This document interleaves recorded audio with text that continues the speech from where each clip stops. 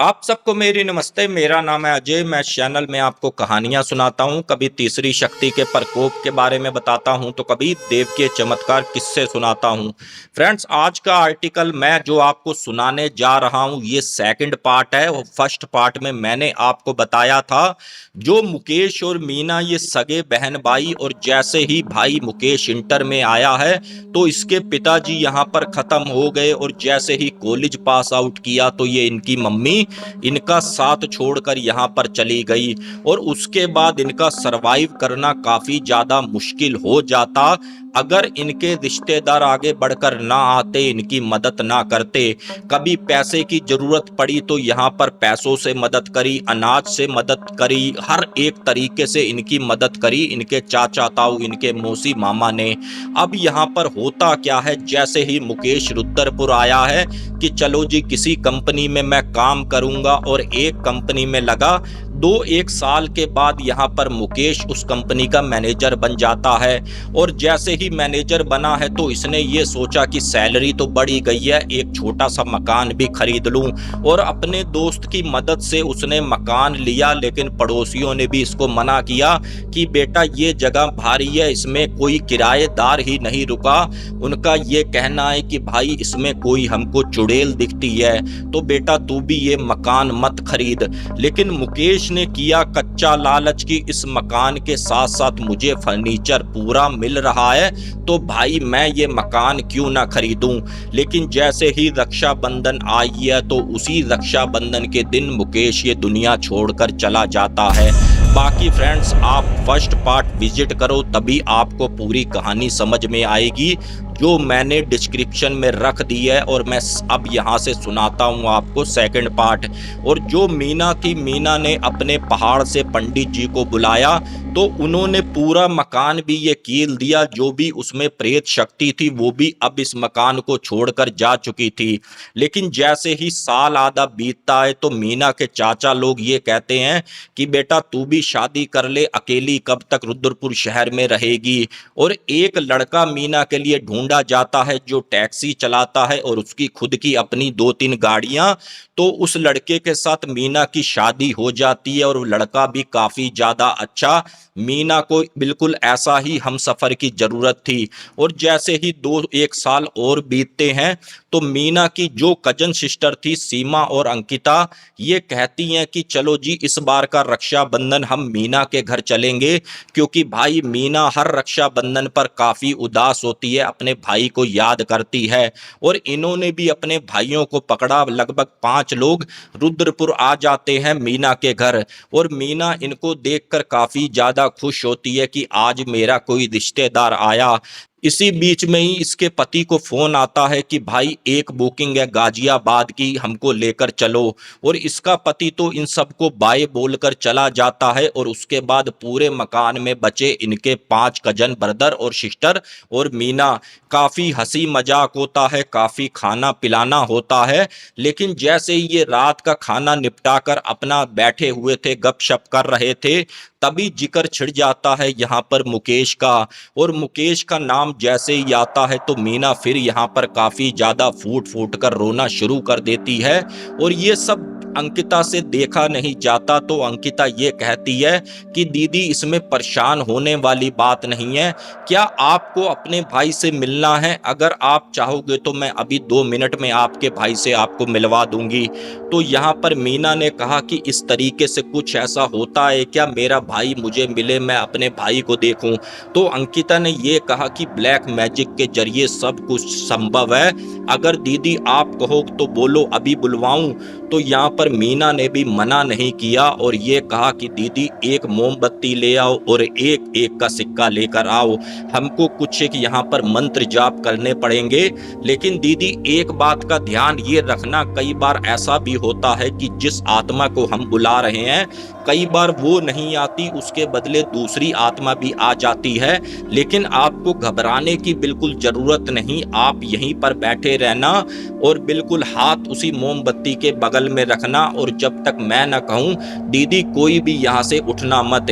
और ये सब लोग रेडी हो जाते हैं, कमरे की लाइट बुझा देते हैं, बीच में एक मोमबत्ती जलाते हैं और सब लोग इस तरीके से आगे हाथ रख लेते हैं और अंकिता यहाँ पर मंत्र जाप करना शुरू कर देती है।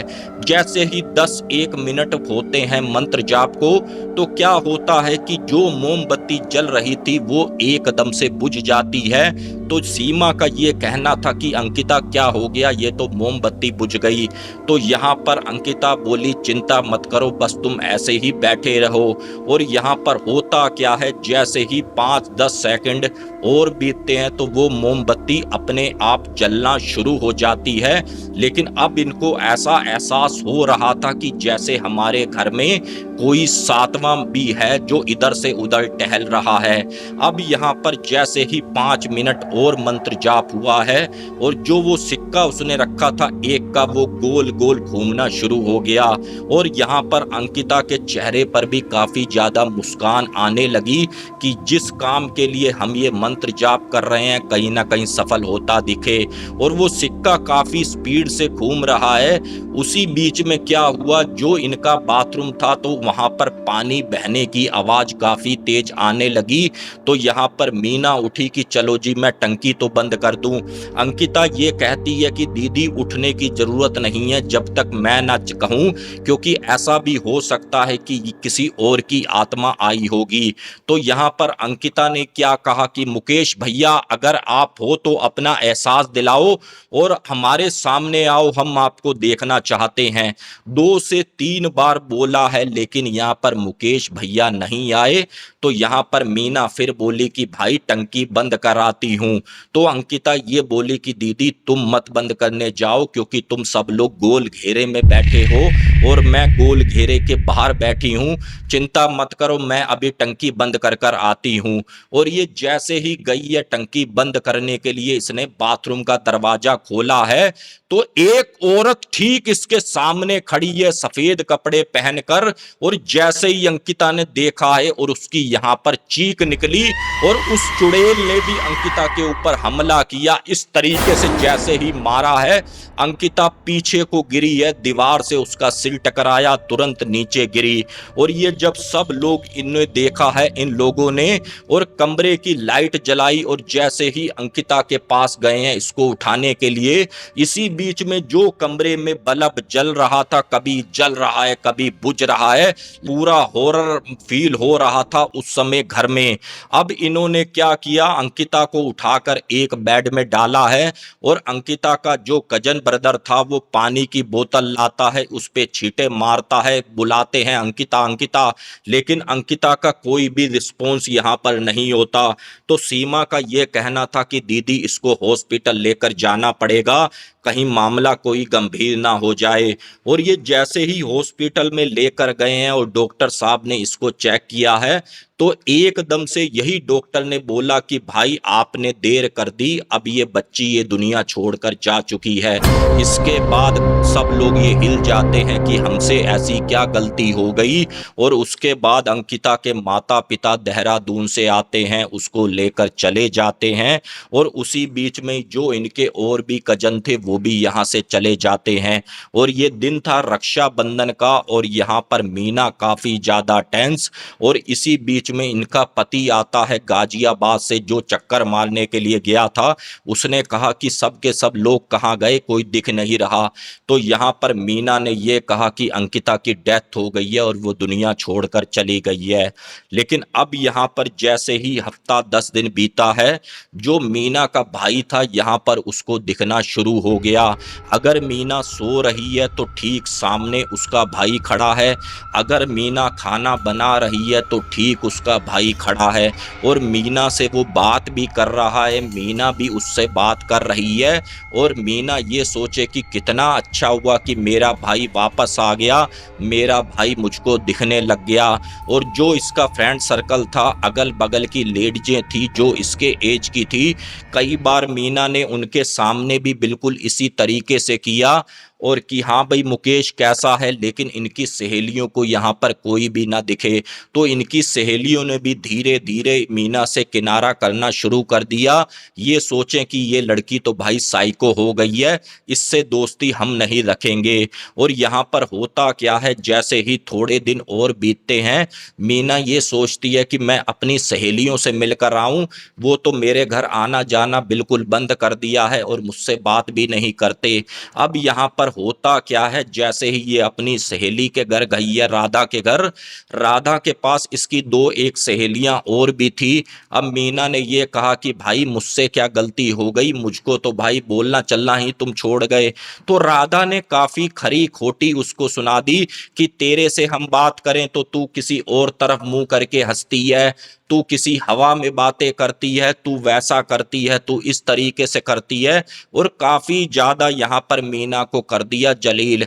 और मीना ने ये बातें सुनी है तो भाई उसके बाद उसका रोना शुरू हो गया और रोते रोते ही वो अपने घर की तरफ बढ़ने लगी। और यहाँ पर राधा को ये एहसास हुआ कि मैंने कुछ ज्यादा ही बोल दिया, इतना मुझे नहीं बोलना चाहिए था। चलो कोई नहीं, मैं मीना को अभी वापस बुलाती हूँ, भाई उससे माफी मांग लूंगी। और यहाँ पर होता क्या है, राधा पीछे से आवाज मारे मीना मीना, और मीना ने उसकी आवाज सुनी भी। लेकिन जैसे ही राधा अपने घर से बाहर को निकली है तो उनके घर एक आम का पेड़ था और एक उसकी काफी बड़ी डाल आम के पेड़ की जैसे ही राधा निकली उसके ऊपर गिरी और राधा एकदम से नीचे गिरते हुए ही बेहोश। इसको भी एडमिट करवाया हॉस्पिटल में तो डॉक्टरों ने ये कहा कि भाई ये अब जा चुकी है, हम कुछ नहीं कर सकते। लेकिन इसी बीच में मीना ने क्या देखा था कि जो डाल गिरी है उसकी बराबर वाली डाल में उसका भाई बैठा है और काफी ज्यादा गुस्से में है राधा को देखकर। और वो समझ गई ये सारा किया धरा किसी और का नहीं, मेरे भाई का है। और घर आती है तो बस यही बोलती है कि आज के बाद मेरे से बोलने की जरूरत नहीं है, मेरे से वास्ता रखने की जरूरत नहीं है, और आज के बाद तू मुझे मत दिखना भाई, तू चला जा यहाँ से। और उसके बाद ऐसा हुआ भी, इसका भाई कुछ दिन तो इसको दिखा ही नहीं। और इसी बीच में भाई इसकी सास भी आई मीना की, क्योंकि जो अंकिता इनके घर में कांड हुआ था तो इसके पति ने बताया। तो इसकी भाई मम्मी ने सोचा कि चलो जी मैं भी अफसोस कर रहा हूँ अपनी बहू रानी को। और इसने अपनी सास को एक एक बात बताई है कि मम्मी ऐसे ऐसे हुआ था, शादी से पहले भी और शादी के बाद भी, और उस रात को भी ऐसे ऐसे कांड हुआ। तो यहाँ पर इसकी सास काफी ज्यादा टेंशन में कि बेटा ऐसा नहीं होता, जो मर जाता है वो भाई ये दुनिया छोड़कर चला जाता है, जाने के बाद कोई सगा नहीं होता। और तुम जितना अपने भाई को याद करोगी तो उसको उतना ही मुश्किल हो जाएगा मुक्ति मिलना। बेटा उसका पीछा छोड़ दो और वो ऐसे ही भटकता रहेगा। तो इसकी सास ने क्या तरकीब भिड़ाई, उसकी सास जानती थी रुद्रपुर को अच्छे से। तो आवास विकास में एक माता जी हैं जिन पर माता काली की भी सवारी आती है, माता वैष्णो की भी आती है। जब उनके पास लेकर गए हैं तो भाई उन्होंने सब कुछ समझ लिया कि बेटा तेरे साथ ये हुआ है और तेरा भाई दरवाजे के बाहर हमको खड़ा हुआ दिख रहा है। तो यहाँ पर फिर मीना ने ये कहा कि माता जी इनकी मुक्ति करवाओ और ये भी दूसरी दुनिया से अपना किसी नए जन्म में जाएं। तो यहाँ पर माता जी का कहना था कि बेटा अभी इसकी आयु है, अभी संभव नहीं है, लेकिन तू एक काम कर, तेरे भाई से तेरा बहुत लगाव है और तेरा भाई भी तुझे बहुत प्यार करता है। तू ऐसा करना, जैसे ही अगली रक्षाबंधन आए और छत में थोड़ी सी मिठाई एक डिब्बे में रख देना और अपनी राखी रख देना और एक कोने पर रखना ये प्लेट, और वहां पर हाथ जोड़ देना कि भाई ये मैं तेरे को राखी दे रही हूँ और ये भाई तू अपना मुंह मीठा कर लेना, और इतना बोलना, तू वहां से हट जाना। और मीना ने सेम टू सेम ऐसा ही किया। और इस बीच में कभी मुकेश उसको दिखा भी नहीं, लेकिन मीना ने अपना आजमाने के लिए दो चार बार ऐसा भी हुआ है कि भाई राखी इसने रखी है, बंद डिब्बा मिठाई का इसने रखा है और ठीक सीढ़ियों से इसने झांक कर देखा है। तो उसके बाद फिर इसने डिब्बा खोल कर देखा तो उसमें जो मिठाई थी थोड़ी सी खाई हुई दिखती थी। और कई बार ऐसा होता था अगर लड्डू है या बर्फी है तो वो टूटी हुई दिखती थी, जैसे किसी ने अपने हाथ से तोड़ी है। तो ये एहसास मीना ने खुद भी किया है कि इस तरीके से भी होता है। तो फ्रेंड्स, ये जैसा आर्टिकल उन्होंने मुझे भेजा, मैंने सेम टू सेम आपके आगे वैसा रख दिया। कोई इसमें एक्स्ट्रा बात नहीं की कि नमक मसाला लगाकर अलग से सुनाऊं। और ये पूरा इंसिडेंट की शुरुआत हुई थी लगभग सन 2010 में, और ये इंसिडेंट निपटा लगभग सन 2012 के करीब। लेकिन मीना आज भी अपने भाई के लिए रक्षाबंधन के दिन राखी और मिठाई रखती है, और उसका भाई आज भी आता है मरने के बाद, वहां से मिठाई भी खाता है और उस प्लेट में भी हरकत होती हुई दिखती है। बाकी फ्रेंड्स, ये आर्टिकल अगर आपको समझ में आया, पसंद आया, तो चैनल को सब्सक्राइब करें। बाकी मिलता हूं फिर किसी और न्यू हॉरर स्टोरी में। तब तक के लिए जय हिंद, जय भारत।